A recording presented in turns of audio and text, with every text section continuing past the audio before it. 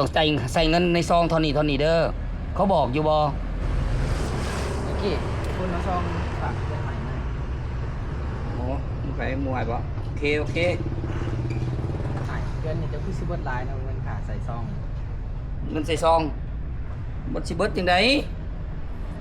การใส่ซองมันบ่แม่นประเภทนี้นี่น่ะเขาให้เกียรติเฮาเขาเชิญเฮาให้ไปขึ้นเงินใหม่เขาแต่ละเฮาได้ซองเฮาก็ไปให้ไปให้เกียรติเขาเฮาสิใส่เฮ็ดหยังเงิน เอ้าก็ต้องใส่แล้วว่าอาย มึงสิใส่เฮ็ดหยังเดี๋ยวนี้น่ะซองนี่น่ะเขาห้องว่าซองเสื้อบัตรเชิญให้เกียรติเนาะมึงเปิดเบิ่งอ่านเบิ่งในซอง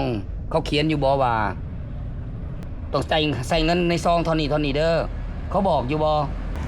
โอ้กับมีงานมีดองมีเพื่อนขออีกก็ต้องเขียนใส่มาใส่เงินน้ำบ่ในซองวันนี้บ่อายบ่ได้อยู่บ่หนาเลย เอ้าบักอันนี้เนาะเป็นลูกน้องมึงนี่เฮียนมาเว้าสิกูเด้อมึงเด้อ